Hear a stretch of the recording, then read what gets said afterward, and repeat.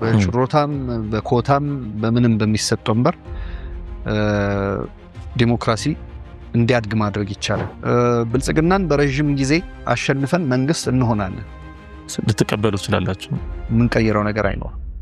በተለይ በታችኛው የመንግስት እርከን ላይ ያሉ የካድሬዎች ኢንቮልቭመንት ምርጫውን አፍኖ ለመያዝ የሚደረግ ጥረት በአባሎቻችንና በደጋፊዎቻችን በተወዳዳሪዎቻችን በእጩዎቻችን ላይ የደረሱ መንገላታቶች አሁንም የቀጠሉ ናቸው።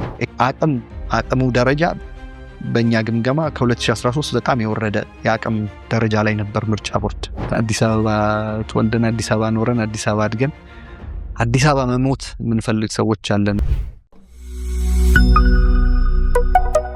ዮብ መሳፍንት እባላለሁኝ የኢዜማ መሪ ነኝ። እሺ፣ አመሰግናለሁ። ምናልባት የመጀመሪያ ጥያቄ የሚሆነው አብዛኛው ነገር የሚያጠነጥነው በዘንድሮ ምርጫ ላይ ስለሆነ ኢዜማ በዚህ ምርጫ ሊያሳካ ያቀደውን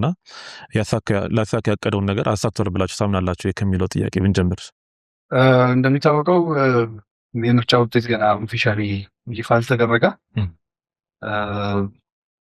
ከሞላ ጎደል ውጤቶቹ ነው በእኛ በኩል በግል ከሚደርሱን ሪፖርቶች ለማየት ለማወቅ ችለናል ብሎ ማሰብ ይቻላል።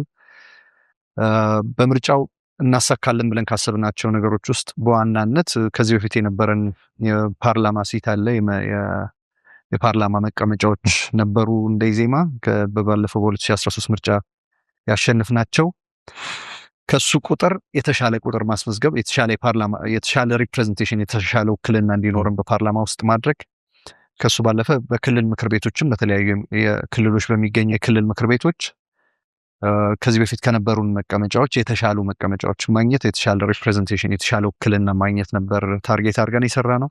በዋናነት ምርጫ ውስጥ እንደሚገባ እንደማንኛውም ሰው ማሸነፍን ታርጌት አድርገን ብንገባ በተደጋጋሚ እንደተናገር ነው ከ2013 ምርጫ ትምህርት በመውሰድ ከኢዜማም አቋም ጋር አሁን ከረንትሊ ካለን አቋም ጋር የተመጣጠነ ውክልና ማግኘት ነው እቅዳችን የነበረው።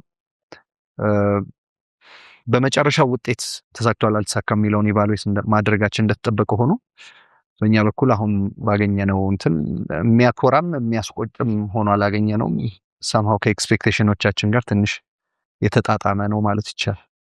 የተወሰኑ ኢሬጉላሪቲዎችን ስታነሱ ነበረ በተለይ 5 ምርጫ ክልሎች ላይ እና እነሱን እንዴት ተመለከታቸው?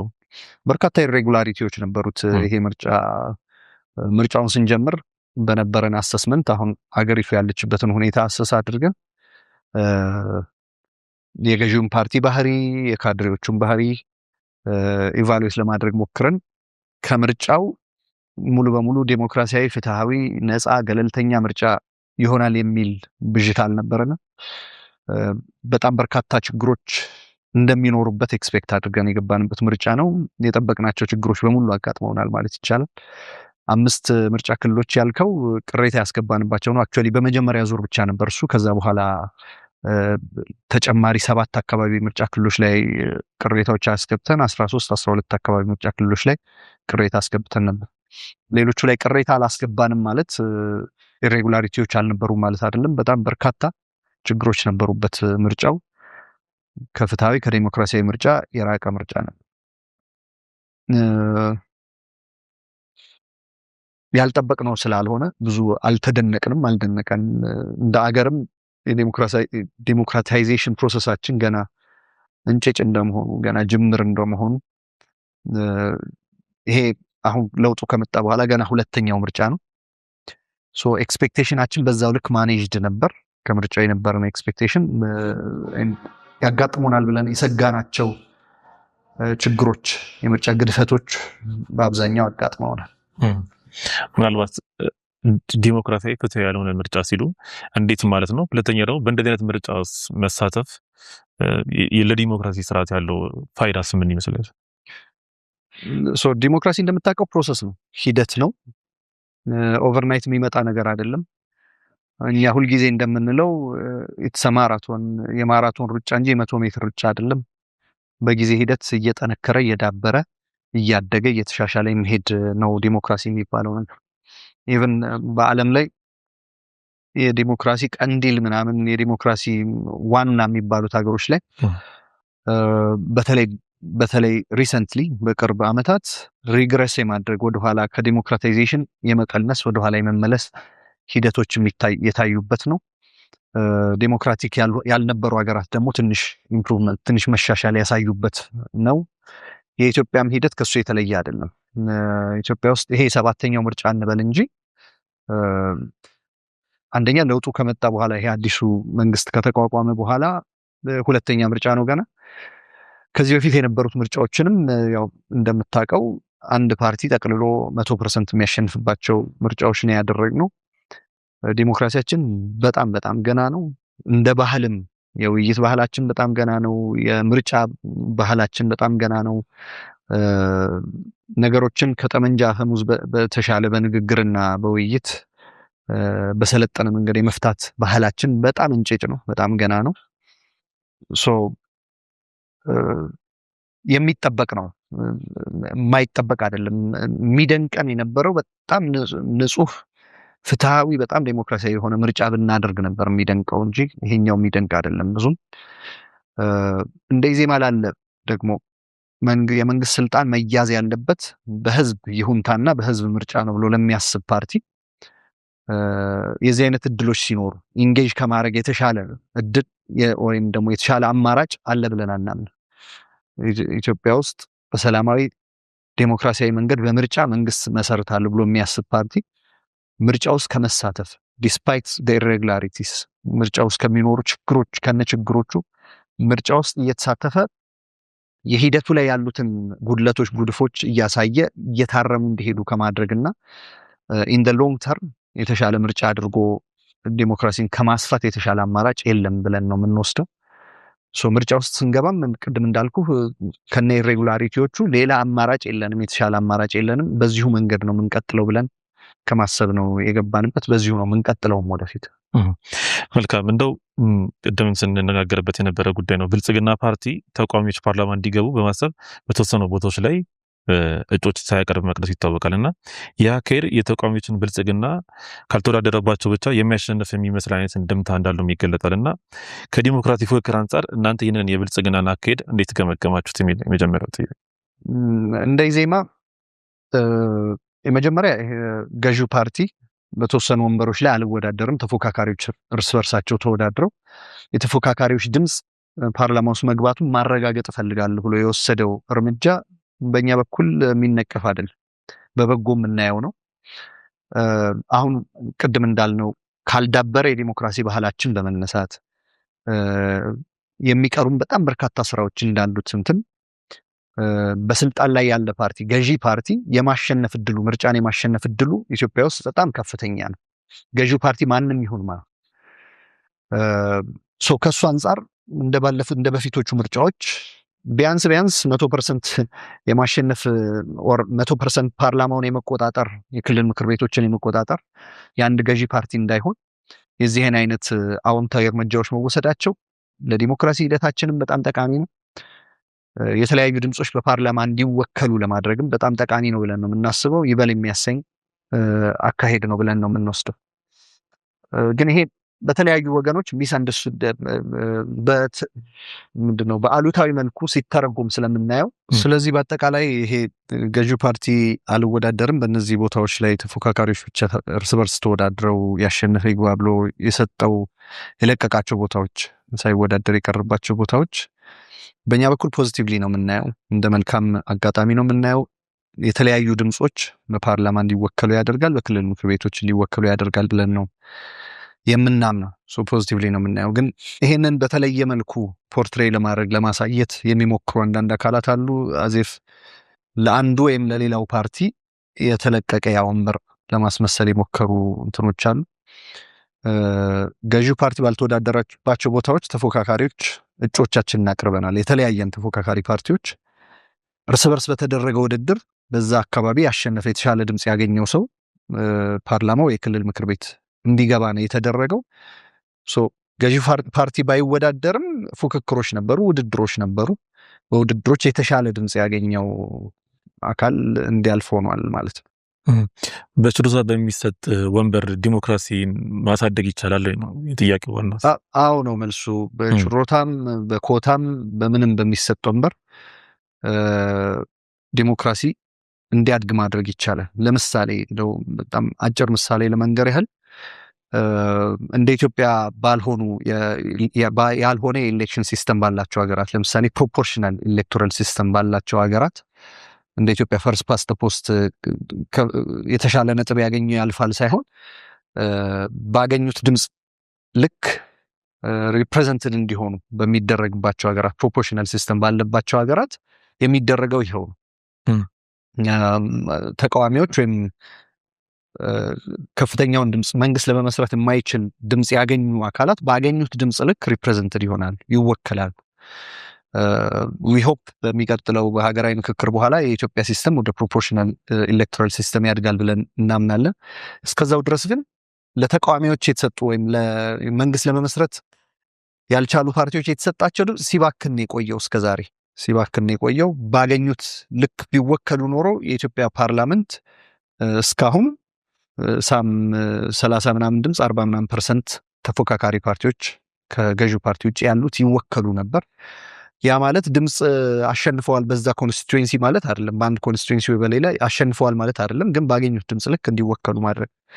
የተለያዩ ሲስተሞች አሉ፣ የተለያዩ ድምፆች እንዲሰሙ ፓርላማ ውስጥ የምታደርግበት። ከነሱ ውስጥ አንዱ አሁን ገዢው ፓርቲ የሄደበት መንገድ በተወሰኑ ወንበሮች ላይ አለመወዳደር አንዱ ነው ማለት ይቻላል። ለዲሞክራሲ በጣም ይጠቅማል። ዲሞክራሲ ማለት ማይኖሪቲ ድምጾች የሚሰሙበት ማጆሪቲዎች ደግሞ ገቨርን የሚያደርጉበት ሲስተም ማለት ነው አይደል? ኢንሾርት ባጭሩ ይሄንን ያመጣል።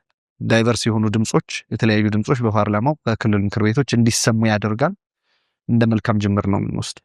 እንደው ግን ባለፈው አመትም በርካቶች ነበሩ ፓርላማ ውስጥ የተቃዋሚ ፓርቲ ወንበሮች እንዳሁኑ ሊበዛ ያሁኑ እንኳን ማወቅ አይቻልም። በእርግጥ ግን ባለፈው የተወሰኑ ነበሩና ነገር ግን እንኳን ከማስታውሰው ወደ 50 ምናምን የሚሆኑ አዋጆች መጥተው ፓርላማው ላይ አንዱም እንዳይጠርቅ የተደረገበት ወይም ደግሞ ተቃዋሚዎች ተቃውመውት እንዳይጠርቅ የተደረገ አዋጅ የለም እስከማስታውሰው። ሁሉ የሚመጣ አዋጅ ይጸድቃል። እንደኔ ድምጾች ወይም ደግሞ የሚገቡት የተለዩ ወንበሮችን የገዢ ፓርቲን ሀሳብ የሚቀበሉ ከሆነ ድምፁ መብዛቱ ምኑ ላይ ነው ነጥቡ? የሚቀበሉ ሳይሆን ያው እንደምታውቀው አዋጅ የሚጸድቀው በ50+1 ድምፅ ነው። ገዢው ፓርቲ 50+1 አይደለም 90 ምናምን ፐርሰንት አለው ፓርላማ ውስጥ። ገዢ ፓርቲ የሚያመጣቸው አዋጆች በሙሉ ይጸድቁ ነበር ፓርላማ ውስጥ። ምክንያቱም 50+1 ያለው እሱ እስከሆነ ድረስ መጽደቁ አይቀርም፣ መቀጠሉ አይቀርም። ግን እሱን አንደኛ አላማው የተቃዋሚ ፓርቲዎች አላማ እንዳይጸድቅ ማድረግ ብቻ አይደለም፣ ተሻሽሎ እንዲጸድቅ ማድረግም አንዱ አላማችን ነው። በተለያዩ ጊዜዎች በሰጠናቸው አስተያየቶች የተሻሻሉ ህጎች አሉ፣ በርካታ ህጎች አሉ። ማይነር ሊሆን ይችላል የሚሻሻለው ነገር ወይም ትልቅም ሊሆን ይችላል። ግን እሱን ድምፅ ማሰማት ችለናል፣ ፓርላማ ውስጥ ሲት ስላለን ማለት ነው፣ መቀመጫ ስላለን። አሁን ደግሞ ባለው ሆፕ የምናደርገው ተስፋ የምናደርገው አሁን በሚኖረን የፓርላማ ቁጥር ደግሞ ካውከስ መመስረት አትሊስት የሚያስችል የፓርላማ ድምፅ እናገኛለን ብለን እናምናለን። ኢዘር ብቻችንን እንደ ኢዜማ ወይም ደግሞ አትሊስት ተቃዋሚዎች ካውከስ ለመመስረት የሚያስችል ድምፅ ያገኛሉ ብለን እናምናለን። ከ15 ወንበር በላይ ካለ በኢትዮጵያ ፓርላማ ካውከስ መመስረት ትችላል፣ አጀንዳ ማስያዝ ትችላል። የመጣልህን አጀንዳ ላይ መወያየትና ሀሳብ መስጠት ብቻ ሳይሆን አጀንዳዎች ማስያዝ ትችላለህ። ቢያንስ ይጽደቁም አይጽደቁም እነሱ አጀንዳዎች ድምፅ መሆን ማለት ዳይቨርስ የሆኑ ቮይስስ ማሰማት ማለት የተለያዩ ድምጾች መሰማት ማለት ይሄ ነው። አጀንዳ ሲይዘህ መከራከር ልትሸነፍ ትችላለህ፣ ወይም ደግሞ ሀሳብህ የተሻለ ሆኖ የሀሳብ ጥራት ኖሮ የሀሳብ በሌሎቹም ተቀባይነት እንዲኖር ማድረግ ትችላለህ። የምትችልበት እድል ይሰጥሃል። ፓርላማ ውስጥ መግባት ማለት ህግ ለማውጣት ብቻ ሳይሆን ህጎችን ኢንፍሉዌንስ ለማድረግ ህጎችን ለማስቀረት ብቻ ሳይሆን ተሻሽለው እንዲወጡ ማድረግም አንድ እንደ ግብ ወስደን የምንሰራበት ነው። አጀንዳዎች ማስያዝ፣ በአጀንዳዎች ላይ ውይይት ፓርላማው እንዲያደርግ ማድረግ ዲስፓይት ሪዘልት ፋይናል ሪዘልት፣ እሱም አንድ አላማችን ነው የሚሆነው ማለት ነው። በየትም ሀገር እንዳለው የማይኖሪቲ ስትሆን ፓርላማ ውስጥ ከ50+1 ያነሰ ድምፅ ሲኖር የመሰማት ድምፅ በዛው ልክ ነው የሚሆነው። ግን እሷንም ድምፅ ማሰማት ለኛ እንደ ኢዜማ እንደ ትልቅ ፕሮግረስ ነው የምንወስደው። እንዳልኩ እዚህ ውስጥ ያለነው በረዥም ጊዜ እቅድ ነው እንጂ ለ100 ሜትር ሩጫ አይደለም። ወዲያው አለክልከን የምንቆም አይደለንም። ረዥም ርቀት እያየን ለዛ ርቀት የሚጠይቀውን ጽናት ይዘን ነው የምንቀጥለው እንደዚህ። ሌላው ምናልባት ኢዜማ በረዥም ጊዜ ውስጥ በዲሞክራሲ ምርጫ ብልጽግናን አሸንፎ መንግስት ሆናል ብሎ ያስባል ወይ ነው የመጀመሪያው። ከዛ ደግሞ ይህንን ለማድረግ የሚያስችል የፖለቲካ ምህዳር አለ ወይ ብሎ ያምናል? ብልጽግናን በረዥም ጊዜ አሸንፈን መንግስት እንሆናለን። ኢትስ ኖት ማተር ኦፍ ኢፍ ዌን ነው መቼ የሚል ነው እንጂ ጥያቄው ምን ያህል ጊዜ ይወስድብናል የሚል ነው እንጂ ጥያቄው በጽናት እስከቀጠልን ድረስ መስመራችንን ሳንለቅ ባሰመርነው መስመር ቪዥናችንን እያየን እስከሄድን ድረስ ምንም ጥርጥር የለኝም ብልጽግናን አሸንፎ ኢዜማ መንግስት እንደሚሆን ወይም ደግሞ whoever is the ገዢ ፓርቲ ዜን አሸንፈን መንግስት እንደምንሆን ምንም ጥርጥር የለኝም። እየሰራን ያለነው ለሱ ነው። ራሳችንን እያዘጋጀን ያለነው ለሱ ነው። መንግስት መሆን ተቃዋሚ እንደመሆን ቀላል አይደለም። ከራስ ማዘጋጀት ይጠይቃል፣ እውቀት ይጠይቃል፣ ብልሃት ይጠይቃል፣ ስትራቴጂ ይጠይቃል። እነሱን እያዘጋጀን በየጊዜው ራሳችንን እያሻሻልን እያጠነከርን እየሄድን ያለነው። በሱ በኩል ጥርጥር የለኝም። ምህዳሩ አለ ወይ የሚለው አሁን ላይ ባጭሩ ለመመለስ አሁን ላይ ምህዳሩ በጣም ጠባብ ነው የሚል ነው የኛ አረዳድ። በመርፌ ቀዳዳ እንደመሽሎክ ያህል በጣም ጠባብ ነው። ግን እንደዚህ ሆኖ አይቀጥልም፣ አይቆይም። እንደዚህ ሆኖ ስሎሊ በት ሹርሊ እየሰፋ ነው የሚሄደው። የዛን ጊዜ የኢዜማን ያህል እድል ያለው ፓርቲ አይኖርም እዚህ ሀገር ላይ። ምክንያቱም እንዳልኩህ ረዥም ርቀት ለመጓዝ አስበን አልመን እየሰራን ስለሆነ ራሳችንን እያዘጋጀን ስለሆነ it's not the matter of if, it's the matter of when መቼ የሚለው ነው ጥያቄ የሚሆነው። እናሳካዋለን በእርግጠኝነት። መልካም። እንደው ሌላው ከዚህ በዘንድሮ ባለ ከዛሬ 5 ዓመት ወደ 450 የሚሆን እጩ ነበር ያቀረባችሁት ለውድድሩና በዘንድሮ ደግሞ ወደ 300 የሚሆን ነው አይደል የቀረበው? 350 አካባቢ ነበር ባለፈው ያቀረብነው። አሁን 300 እጩዎችን ያቀረብነው። ለአዲስ አበባ ከተማ ደግሞ ከ158 ወደ 106 የሚሆን ያቀረባችሁት እና እንዲሁም ደግሞ አቶ ኢዮብ ግርማ የተባሉ በግል እጩ ለመሆን ፊርማ ያልተሟላላቸው ሰው እናንተን ተቀላቅለው ወዲያውኑ እጩ አድርጋችሁ ማቅረባችሁንም እንደዚሁ ተሰረተን ነበርና የእጩ እጥረት አጋጥማችሁ ነበር ወይ በዚህ ምርጫ ላይ? ለምንድን ነው የሆነው? ያኛው ከባለፈው ቁጥር በተለይ ፓርላመንት ሲት 350 የነበረው አሁን ወደ 300 የሆነው የሚለውን ማየት ኢምፖርታንት ነው። ሜይንሊ በዋናነት በተለያዩ ቦታዎች ያሉ የግጭት ችግር ነው የቁጥሩ መቀነስ ላይ አስተዋጽኦ ያደረገው። የመጀመሪያው ትልቁ በተለይ በአማራ ክልል ያለው ባለፈው በሁሉም ወንበሮች አማራ ክልል ላይ 138 ወንበር ነው ያለው። በ138ቱም እጩዎች አቅርበን ነበር። በአሁኑ ማቅረብ የቻልነው 70 ምናምን እጩዎች 74 ወይ 75 ካልተሳሳትኩ። ዋናው የእንትን ቁጥር የቀነሰው የእጩዎች ቁጥር የቀነሰው ከሱ ጋር በተያያዘ ነው። የአዲስ አበባን በተመለከተ ያነሳው ጥያቄ ሁለተኛው ከሱ ጋር ተያይዞ ግን የምርጫው ኢንቱዚያዝም ይሄ ለምርጫ ያለን ግለት እንደ 2013 አልነበረም። በተለያዩ ምክንያቶች አሁንም አጌን በግጭት ምክንያት ህብረተሰቡ በአጠቃላይ በእኛ አሰስመንት ቢያንስ በምርጫ ላይ ያለው እምነት በተወሰነ መውረዱ አጠቃላይ ምርጫ ኢንቫይሮንመንቱ ግለቱም እንደባለፈው እንደ 2013 አይደለም። 2013 እንደምታውቀው በለውጥ ማግስት የተደረገ ምርጫ እንደመሆኑ የህብረተሰቡ ተስፋ በጣም ከፍ ያለ ነበር። ለምርጫ ያለን ግለት ሁላችንም በጣም ከፍ ያለ ነበር።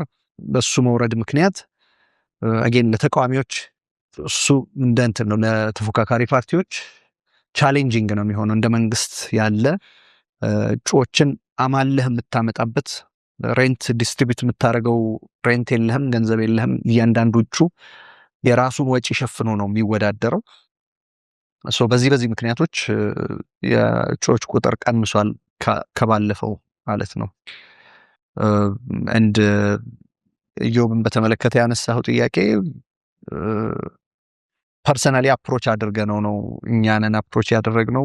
ውድድር ውስጥ በግል የመወዳደር ኢንቴንሽን ነበረው። እሱም ብቻ ሳይሆን በጣም በርካታ ሰዎችን አባላት መመልመል፣ እጩዎች መመልመል አንዱ ስራችን ነው። ሜጀር ስራችን ፖቴንሻል አላቸው ብለን የምናስባቸው በጣም በርካታ ሰዎች አፕሮች አድርገናል። በሱ ምክንያት የመጣ ነው። ፖዚቲቭሊ ነው የምናየው። ኢዜማ ተመራጭ ፓርቲ መሆኑም ፖለቲካል ኢንቴንት ያለው ወጣት በተለይ ሰዎች አይናቸውን የሚያሳርፉበት ፓርቲ መሆኑን የሚያሳይ ነው ብዬ ነው የምወስድ። ምናልባት ከጸጥታው አንጻር ግን ከትግራይ ውጪ አማራ ክልል በዘንድሮ ምርጫ ቢሆን ከ138ቱ 8ቱ ላይ ብቻ ነው ምርጫ ያልተደረገው በጸጥታ ምክንያት ተብሎ ምርጫ ያልተደረገው። ኦሮሚያ ደግሞ ሙሉ ለሙሉ ምርጫ ተደርጎበታል። እናንተ እጩዎች እዛ አካባቢ ያሉ እጩዎች ለመቅረፍ ፍርሃት ኑሯቸውን ያልመጡት ወይስ ደግሞ በተለያየ ምክንያት? እንደምታውቀው ቅድም ያልኩ ነው። አንደኛ እጩዎቻችን መንግስት ወይም ገዢው ፓርቲ ሊያደርግ የሚችለውን ያህል ፕሮቴክሽን መስጠት አንችልም እንደ ተቃዋሚ ፓርቲ። እንደምታውቀው እዛ አካባቢ የነበሩት ጎረምሶች በጠመንጃ ኃይል ሁሉ እያስፈራሩ ነበር። በመራጮችንም እጩዎችንም እጩ ሆነው የሚቀርቡ ሰዎችን በጣም ከፍተኛ ማስፈራሪያ ሲያደርጉ የነበረበት ነው። አጠቃላይ እዛ አካባቢ ካለው ውጥረትና ችግር ምክንያት ኢሌክሽንን ይሄ ምርጫን እንደ ሌክዠሪ ሁላ የመውሰድ የዕለት ጉርሱን ማሟላት ያልቻለ በሰላም ወጥቶ መግባት ያልቻለ ሰው ምርጫን ሰንሃው እንደ ሁለተኛ እንትን ማስቀመጡ የሚጠበቅ ነገር ነው። በእነዚህ ምክንያቶች ገዢው ፓርቲ ያደረገውን ያህል እጩዎች ቁጥር ማቅረብ በኛ በኩል ሳንችል ቀርተናል። ኦሮሚያ ላይ እንደጠቀስከው ኦሮሚያ ላይ አክቹዋሊ ከባለፈው ካቀረብነው እጩ ቁጥር የተሻለ እጩ ቁጥር አቀርበናል ዲስ ታይም። አማራ ክልል ግን ከባለፈው ካቀረብነው በጣም ከፍተኛ ቁጥር ቀንሰን ያቀረብነው በዚህ ምርጫ። ሌላው ከዚህ የባለፈው ምርጫ ላይ እጩዎችን የማወዳደር ነገር ታደርጉ ነበርና በዘንድሮ እንደዚህ ያለ ነገር አላየንም ወይም በአደባባይ አልታየምና ቀርቶ ነው ወይስ ደግሞ በአደባባይ ስላላይ? አይ ቲንክ ባለፈው ምርጫ ላይ ያያችሁት ሞር ይመስለኝ ከምርጫው ማግስት የተደረገውን የኢንተርናል ምርጫ ውድድር ነው እንጂ እጩዎች የሚወዳደሩት አሁንም በውድድር ነው የሚቀርቡት በአብዛኛው ቦታ ላይ። እሱን በምርጫ ክልሉ ደረጃ እዛው በኮንስቲትዌንሲ ሌቭል የሚደረግ ውድድር ስለሆነ ብዙም አቴንሽን የሚስብ አልነበር። የባለፈውም ላይ በእርግጠኝነት ለሚዲያ በሚታይ መልኩ ኢንተርናል ውድድሮች እንዳሉ ነው እንጂ ለሚዲያ በሚታይ መልኩ ያለ ፉክክር አልነበረም። ኢንተርናል ፉክክር ነበር። ሜቢ ከእንትኑ ጋር ኮንፊውዥን ተፈጥሮ ሊሆን ይችላል። የመሪ ምርጫ ለማድረግ የነበረን ፉክክር ሌቭል የዛን ጊዜ ትምህርትም የወሰድንበት ነበር። ይሄ ኢንተርናል ምርጫ እንደመሆኑ ለኢንተርናል ለመራጮችህ ነው እንጂ ቅስቀሳና ምረጡኝ ማለት ያለብህ በውጭ በሚዲያ የሚደረግ ቅስቀሳ ለኢንተርናል ምርጫ ብዙ ጠቃሚ ሆኖ አላገኘ ነው። ዘንድሮ ብልጽግና አሸንፎ መንግስት ካቋቋመ ሹመት ትቀበላላችሁ ወይ? ዲፔንድስ ይመጣል አይመጣም የሚለው በእኛ ላይ ዲፔንድ የሚያደርግ አይደለም። በእኛ በኩል ሁልጊዜ እንደምንለው የፉክክር እና የትብብር መንገዶችን ለይተን የምንሄድ ፓርቲ ነን። አሁን የምርጫው ሲዝን ወዝ የፉክክር ሲዝን ልዩነቶቻችንን የምናሳይበት የምንፎካከርበት ምረጡኝ እኔ የተሻልኩ ነኝ የምንልበት ሲዝን ነበር። ቀጥሎ ያሉት 5 ዓመታት ፓርቲን ኢንተርናሊ በውስጥ የምናጠናክርበት ፓርቲ የምንሰራበት ሀገራዊ ጉዳዮች ላይ ደግሞ ከሁሉም አካላት ጋር ተባብረን በጋራ ሀገራችንን አንድ ስቴፕ ፈቀቅ ለማድረግ የምንሰራበት ነው የሚሆነው። የእንትን ጉዳይ የምርጫ ጉዳይ ብቻ አይደለም። ለኢዜማ በመርህ ደረጃ ያስቀመጥ ነው የትብብር መንገዳችን አንዱ ለሀገር የሚሰሩ ስራዎች ሁሉ ላይ ተባብሮ በጋራ መስራት ነው የሚሆነው። በዛው መስመር ነው የምንቀጥለው። የምንቀይረው ነገር አይኖር። ልትቀበሉ ትችላላችሁ? የምንቀይረው ነገር አይኖር። መልካም። ምናልባት ቀደም ገልጸውልኛል የተወሰኑ ኢሬጉላሪቲዎች እንደነበሩበት ምርጫው ላይ ግን ግምገማ ካደረጋችሁ አጠቃላይ የዘንድሮ 7ኛው ጠቅላላ ምርጫ ምን ችግሮችን አያችሁ? እንደ አጠቃላይ ግምገማችሁ ምን ይመስላል? ይሄ አገር አቀፉ ግምገማችን ገና ፕሮሰስ ላይ ነው እየሄደ ነው ያለ። የመጨረሻው ውጤት ይፋ ሳይደረግ እሱን ኮምፕሊት መጨረስ አንችልም። ፕሮሰሱ ግን ተጀምሯል፣ እየተሰራበት ነው ያለው። በእኛ ግምገማ የ2018 ምርጫ ከ2013 ምርጫ በተወሰነ የሚሻልበት ነገር አለ። እዛው ላይም የቀረባቸው ነገሮች አሉ። በተለይ በታችኛው የመንግስት እርከን ላይ ያሉ የካድሬዎች ኢንቮልቭመንት ምርጫውን አፍኖ ለመያዝ የሚደረግ ጥረት፣ በአባሎቻችንና በደጋፊዎቻችን በተወዳዳሪዎቻችን በእጩዎቻችን ላይ የደረሱ መንገላታቶች አሁንም የቀጠሉ ናቸው። ኤክስቴንታቸው በጣም ይለያያል። በ2013 በጣም ከዚህ የባሰ ነበር። የተወሰነ መሻሻል ቢያሳይም አሁንም ግን በጣም በርካታ ኢሬጉላሪቲስ ነበሩት። ይሄ ምርጫ በምርጫ ቦርድ በኩል ያየነው ከ2013 ምርጫ በጣም ያነሰ የአቅም ደረጃ መታዘብ ችለናል። ምርጫ ቦርድ የመለመላቸው አስፈጻሚዎች በተለያዩ ቦታዎች ላይ አብዛኛው ቦታ ላይ ለገዢው ፓርቲ መወገን፣ ሬክለስሊ መስራት፣ ይሄንን ያለባቸውን ሬስፖንሲቢሊቲ አንድ ኤቨንት ኦርጋናይዘር የሚሰራው ቼክሊስት አዘጋጅቶ ይሄን አርገናል ለማለት እንጂ የእውነት ኢትዮጵያን ካለችበት ስቴፕ ወደ ዴሞክራታይዜሽን አንድ ስቴፕ ፈቀቅ ለማድረግ የሚለው እንትን ያልገባቸው አስፈጻሚዎች በተለያየ እርከን አይተናል። ምርጫ ቦርዱ ላይ ያሉት ላይኛው እርከን ላይ ያሉት ኃላፊዎች በጣም በቀናነት ችግሮቻችንን ለመፍታት ቢሯሯጡም ምንድነው ዳይሬክት ኮንታክት እንዲኖረን ማድረግ ቢችሉም በታችኛው እርከን ላይ በዛ ሌቭል ሆኖ አላገኘነውም። የአቅሙ ደረጃ በእኛ ግምገማ ከ2013 በጣም የወረደ የአቅም ደረጃ ላይ ነበር ምርጫ ቦርድ። የተለያዩ ችግሮች ነበሩበት። ገዢው ፓርቲና እንትን ብልጽግና ያው በተለይ በታችኛው እርከን ላይ ያሉት ምርጫውን ሙሉ በሙሉ የራሳቸው ለማድረግ የሄዱበት የአፈና ሌቭል ከባለፈው ከ2013 ኢምፕሩቭመንት ቢያሳይም ግን አሁንም በጣም ከፍተኛ ደረጃ ላይ መሆኑን ታዘብንበት ነው። በአጠቃላይ የምርጫ ሂደታችን የተወሰነ ፕሮግረስ ያየንበት ግን በጣም በርካታ ችግሮች አሁንም ያሉበት፣ የሚቀረን ርቀት በጣም ከፍተኛ መሆኑን ያየንበት። ምናልባት ቅድም ወደ 12-13 የምርጫ ክልሎች ላይ ቅሬታ ማቅረባችሁን ነግራችሁናልና እነሱ ቢፈቱም ባይፈቱም ወይም ደግሞ በአጠቃላይ በግምገማችሁ የውጤቱን ትቀበላላችሁ? የምርጫ ውጤት ምርጫ ውስጥ ስንገባ አስቀምጠን የተነሳ ነው። አንደኛው እንትን ለእኛ የማሸነፍና መሸነፍ ብቻ አይደለም። ምርጫ የፕሮሰስ የሂደት ጉዳይ ነው። ኢትዮጵያን አሁን ካለችበት እንትን አንድ ስቴፕ ወደ ዴሞክራታይዜሽን ወደ ዲሞክራሲ ትንሽ አንድ ስቴፕ የምናስጠጋበት ነው ብለን ነው የምንወስደው። ስንጀምር ባልነው መሰረት ፕሮሰሱ ነው እንጂ ማተር የሚያደርገው ውጤቱ አይደለም ባልነው መሰረት ውጤቱን ማንቀበልበት ምንም ምክንያት የለም። ወደ ኢዜማ እንምጣና ከቅቡልነት ጋር በተገናኘ እንግዲህ ስድስተኛው ጠቅላላ ምርጫ ላይ የነበራችሁ ህዝባዊ ቅቡልነትን ማስቀጠል አልቻላችሁም የሚል ነገር አለና ከዚህ ጋር ቀንሶበታል የሚል ነው ያለውና የሚሉ ወገኖች አሉ። ይሄን እንዴት ትመለከቱታላችሁ? አንድ ፓርቲ ወይም አንድ አካል ኤኒ ኢንዲቪጁዋልም ጨምሮ በህዝቡ ያለው ቅቡልነት ጨምሯል ቀንሷል የሚለውን መለኪያው ምንድን ነው ጥያቄው። ኦብዘርቬሽን አንድ ሰው አካባቢውን ያሉን ሰዎች አይቶ ወይ ጨምሯል ወይ ቀንሷል ሊል ይችላል። ለኛ አይ ቲንክ መለኪያ መሆን ያለበት የህዝብ ድምጽ ነው አይደል?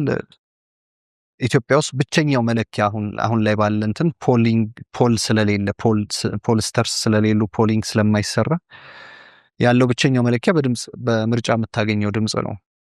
አይ ቲንክ በእኔ ባለኝ አሰስመንት በአሁኑ ያገኘነው ድምጽ በእርግጠኝነት ባለፈው በ2013 ካገኘነው ድምጽ የተሻለ ነው የሚሆን። ምናልባት ከፍቶ የተደረጉ ነገሮች ስላሉ ቢሆንስ? እነሱን አውጥተን መለካት እንችላለን።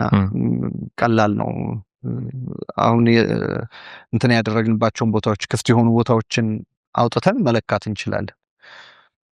ሁለተኛ ማየት ያለብህ ኢዜማ ያሸነፈው በአሁኑ ምርጫ ላይ ውጤቱን ምርጫ ቦርድ መግለጹ እንደተጠበቀ ሆኖ ያሸነፈው ብልጽግና ባልተወዳደረባቸው ቦታዎች ብቻ አይደለም። ብልጽግና በተወዳደረባቸው ቦታዎችን ብልጽግናን አሸንፈን ድምጾች አግኝተናል፣ ወንበሮች አግኝተናል። የፓርላማም የክልል ምክር ቤት በተለይ ክልል ምክር ቤት ላይ ያገኘናቸው ወንበሮች ሰርፕራይዚንግ ናቸው። ለኛም ሰርፕራይዝ ያደረጉን ወንበሮች አሉ። እሱ ድምጽ በእኛ አሰስመንት ጨምሯል። እንዳልኩ ግን ቁጥሩን አይተን አልቲሜትሊ ቁጥሩን አይተን ካልኩሌሽን በደንብ ሰርተን ምን ደርስበት ነው የሚሆነው። አስዩም ማድረግ ይቻላል። ኢትዮጵያ ውስጥ እንደምትልከው ኦል ካይንድስ ኦፍ አሳምፕሽንስ አሉ። ግን ዊ ቢሊቭ አሳምፕሽን የሚባለው ነገር በጣም ትንሹ የእውቀት ደረጃ ነው። ቁጥሮች አሉ፣ በግልጽ የሚነግሩን ነገሮች ስላሉ እነሱን ሰርተን ብንደርስበት የተሻለ። ምናልባት ግን እንደው የተለያዩ አካባቢዎች ላይ መመልከት ችለናል። ሰፋ ያለ ቅቡልነት ያለባቸው ቦታዎች አሉ። አዲስ አበባን ግን ትታችሁት ነው ወይስ አዲስ አበባ ላይ በደንብ እየሰራችሁ ያለበት ሁኔታ አለ? በተለይ ደግሞ ከወጣቱ ላይ ከደጋፊዎችን ከማብዛት አንጻር አጌን አዲስ አበባንም እንደዛው ነው ማድረግ የምንችለው የሚሻለው። አይ ቲንክ ኢን ማይ ኦፒኒየን ባለፈው በአዲስ አበባ ምን ያህል ድምፅ አገኘን?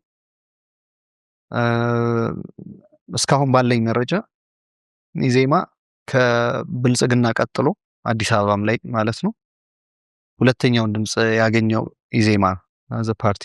ባለፈውም በሴንቲንግ ነበር። አሁን አንደኛ መሆን ነው የቀረን። ለሱ እንሰራለን፣ ወደሱ የምንሄደው እንደተጠበቀ ሆኖ የሚሻለው አዲስ አበባም ላይ ጨምሯል ቀንሷል የሚለውን ለመስራት ቁጥሮችን ካየን በኋላ ኮምፔር አድርገን ብንነጋገር ነው የተሻለ የሚሆን። በእኛ እምነት አጠቃላይ ለፖለቲክስ ያለው አፒታይት እዚህ ሀገር ላይ ለፖለቲካ ያለው አፒታይት የመቀነስ አዝማሚያ ይታየናል። ኖርማሊ እዚህ ሀገር ብቻ አይደለም። በተለይ አሁን ያለው ጀኔሬሽን የሶሻል ሚዲያው ጀኔሬሽን አቴንሽን ስፓኑ በጣም እየቀነሰ ባለበት ለፖለቲካ ያለው አፒታይት እየቀነሰ ያለበት ሁኔታ በዓለም ላይ ደረጃ እየታየ ያለ ነው። ሪሰርቾች የሚያሳዩት እሱን። ኢትዮጵያም ውስጥ ከዛ የተለየ አይመስለኝም። አፒታይት ኦቨርኦል አፒታይት ቀንሷል። በዛ ምክንያት የኢዜማ አይ ዶንት ቲንክ የኢዜማ ድምፅ አሁን ባለፈው በ2013 ካገኘ ነው በፍጹም የሚቀንስ አይመስለኝም፣ የሚጨምር ነው የሚመስለኝ ውጤቱን በኋላ የምናየው ሆኖ። አዲስ አበባን አልተውነውም። አዲስ አበባ ሁሉ ነገራችን ሊሆነን ሰዎች አለን። አዲስ አበባ ተወልደን አዲስ አበባ ኖረን አዲስ አበባ አድገን አዲስ አበባ መሞት የምንፈልግ ሰዎች አለንና ልንተው አንችልም። ዊክነሶቻችን ብለን ከለየናቸውና አሁን በዚህ በቀጣዩ 5 ዓመት ከምንሰራባቸው ነገሮች አንዱ ፖለቲካን ለወጣቱ ኢንተረስቲንግ ማድረግ፣ ለወጣቱ በሚሆን መልኩ መስራት ኢምፖርታንት ነው ብለን እናስባለን። አንድ እንትን ያደረገን ኢንከሬጅ ያደረገን በአሁኑ በ2013 ምርጫ የወጣት መራጮች ቁጥር እንደዚህም ሆኖ ዲስፓይት the loss of political appetite የወጣቶች መራጮች ቁጥር ጨምሯል። በኦብዘርቬሽን ያየነው ነው፣ በቁጥር የሚረጋገጥ ነው በኋላ። እኛም አይተህ ከሆነ ሶሻል ሚዲያን እንደ መቀስቀሻ አማራጭ ስፔሲፊካሊ ቲክቶክን ምናምን ለመጠቀም የሞከርነው ወጣቱን ትንሽ አትራክት ማድረግ ከቻልን ብለን በጣም አጠንክረን የምንሰራበት ነው የሚሆነው። በእርግጠኝነት የዛሬ 5 ዓመት ይሄን ኢንተርቪው ስንደግመው የኢዜማ የወጣቶች ሰፖርት ቁጥር በጣም በብዙ ጥፍ አድጎ ነው የምንገናኘው። የመራጮቻችን ቁጥር የወጣት መራጮቻችን ቁጥር በብዙ ጥፍ አድጎ ነው የምንገናኝ። መልካም። የቀጣይ እቅዳችሁ ምንድን ነው? በጣም በርካታ። የመጀመሪያው ቅድም እንዳልኩ ይሄ 5 ዓመት ማለት ፓርቲ የምንሰራበት ዓመት ነው። ለቀጣዩ ምርጫ ካሁኑ ዝግጅት መጀመር እንዳለብን ዋን ኦፍ ከገመገምናቸው ሾርት ካሚንጎቻችን አንዱ ምርጫው ከተዳረሰ በኋላ ነው ቅስቀሳ የጀመርነው፣ የምርጫ ስራ የጀመርነው። በጣም ብዙ በእርግጥ የሚይዙን ሀገራዊ ጉዳዮች ነበሩ በባለፈው 5 ዓመት። በዚህኛው ላይ ትኩረት አድርገን ፓርቲ ማጠናከር ላይ፣ ወጣት አባላትና አመራሮችን የማፍራት ስራ ላይ በጣም አትኩረን እንሰራለን። እንደምታውቀው አካዳሚ ገንብተናል። ከዚህ ከቢሮአችን በላይ ባሉት 3 ህንፃዎች ላይ 3 ፍሎሮች ላይ አካዳሚ ገንብተናል። በርካታ ወጣቶች ትሬን የምናደርግበት ነው የሚሆነው። እዚሁ እያደሩ እዚሁ እየኖሩ ማለት ነው ኮርሶች የምንሰጥበት ነገር ዘርግተናል። አካዳሚ፣ ፓርቲ ማጠናከር በየምርጫ ክልሎቹ፣ የመንግስት እንትንን ምንድነው የሚባለው ውሳኔዎችን ኢንፍሉዌንስ ማድረግ፣ ፓርላማ ባለን መቀመጫ በሚኖሩ መቀመጫዎች፣ በክልል ምክር ቤቶች በሚኖሩ መቀመጫዎች ኢትዮጵያን በተቻለ መጠን አሁን ከነበረችበት የዲሞክራታይዜሽን እንትን አንድ ፈቀቅ የሚያደርጉ አይነግቡ የሆነ በህዝብ ዘንድ የተሻለ ተቀባይነት ያለው ፓርቲ አድርጎ ማለፍ ነው። በዚህ 5 ዓመት የምናስበው ይሳካል ብለን እናስባለን። መልካም አመሰግናለሁ። እኔ ጥያቄን ጨርሻለሁ። እንደ ማጣቃለያ የሚያነሳ ሀሳብ ካለ እሱን እናክልበት። አመሰግናለሁ። አመሰግናለሁ። እሺ